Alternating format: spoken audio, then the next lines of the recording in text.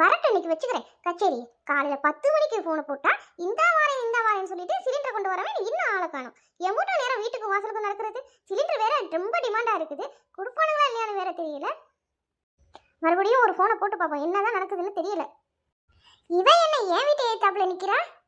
இந்த வசந்தி வாரா, அவ போனை வாங்கி போட்டு பார்ப்போம், எடுக்கிறான் நானு. ஏக்கா, என்னவா என்கிட்டயா பேசுற இல்ல போன்ல யார்கிட்டயும் பேசிக்கிட்டு இருக்கிறியா? என்ன ஒரு அதிசயமா இருக்கு, அக்கான்னு கூப்பிடுற. என்னக்கா இப்படி சொல்றியா? அதெல்லாம் ஒண்ணும் இல்லக்கா, சும்மா தாக்கா கூப்பிட்டேன். இந்த சிலிண்டர்காரனுக்கு போனை போட்டா பிச்சினே வருது. உங்க செல்ல சத்த தாங்களே, போன் போட்டு பாக்குறேன். என் போனே வீட்டுல சார்ஜ் ஏறுது. சார்ஜ் போட்டுக்கீங்களாக்கோ? சரி எப்போ செல்லு கையுமா இருப்பீங்களே, அதான் கேட்டேன். நான் எப்பமா செல்லு கையுமா இருந்தேன்? எனக்கு என்ன வேற வேலையா இல்ல? என் நேரமும் செல்ல வச்சு பாத்துக்கிட்டே இருக்கிறது. ஐயோ அக்கா, ஒரு பேச்சுக்கு சொன்னமுக்கா. சரி சிலிண்டர் புக் பண்ணியா? சிலிண்டர் புக் பண்ணா 40 நாள் ஆகும், 50 நாள் ஆகும்னு சொல்றாங்க. வருதா சிலிண்டர்? ஏக்கா, நான் இந்த பிரச்சனையெல்லாம் வர்றதுக்கு முன்னாடியே புக் பண்ணேனாக்கும். போன வாரம் பண்ணேன், இந்த வாரம் காலையிலேயே ஃபோன் பண்ணி சிலிண்டர் வருது, வாசல்ல வந்து நில்லுங்கம்மான்னு சொன்னாங்க. வாசலுக்கு வந்து பாத்துக்கிட்டு இருக்கிறேன், இன்னும் ஆளை காணோம். எங்க போனாங்களோ தெரியல போங்க. ஏக்கா, காலையில சாப்பிடாம வேற வந்துட்டேன். நான் போய் சாப்பிட்டு வரேன். சிலிண்டர்காரங்க வந்தா செத்தவ, எனக்கு ஒரு ஃபோன் பண்றீங்களா? அவங்களே வீடு தேடி வருவாங்கம்மா. ஏமா வாசல்ல வந்து நின்னுக்கிட்டு இருக்க? போய் சாப்பிடுமா, போமா.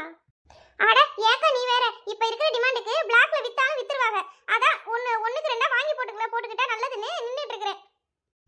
சிலிண்டர்காரன் எத்தனையோ முறை கேட்டாப்ல, எக்ஸ்ட்ரா ஒண்ணு வாங்கிக்கோங்க கொழுப்பெடுத்தவ வேணான்னு சொல்லிவிட்டேன். இப்ப பாரு எவ்வளவு அவஸ்தைப்பட்டு இருக்கிறோம்னு. ஏமா வசந்தி, அந்த சிலிண்டர் வண்டியை நிப்பாட்டுமா ஏமாய். ஏப்பா சிலிண்டர் வண்டி நிப்பாட்டுப்பா. எவ்வளவு நேரம் கூப்பிட்டுக்கிட்டே வரும், நிக்காம வந்துகிட்டு இருக்கீங்க, நிப்பாட்டுங்கப்பா. ஏமா, இவ்வளவு இடம் இருக்கிற இடத்துல வண்டிக்கு நேரம் வந்தாமா நிப்ப? போறது இல்லம்மா. ஏப்பா, உனக்கு எத்தனை போன் பண்றது? எப்ப பார்த்தாலும் சுவிட்ச் ஆஃப் பண்ணே வருது. அப்ப நாங்களாம் எப்படிதான் சிலிண்டர் பத்திடுறது? என் போனை நான் எங்க சுவிட்ச் ஆஃப் பண்ணேன்? வர்ற போனை தாங்க முடியாம செல்லே வெடிச்சிருச்சு. என்னப்பா சொல்ற? செல்லு வெடிச்சிருச்சா?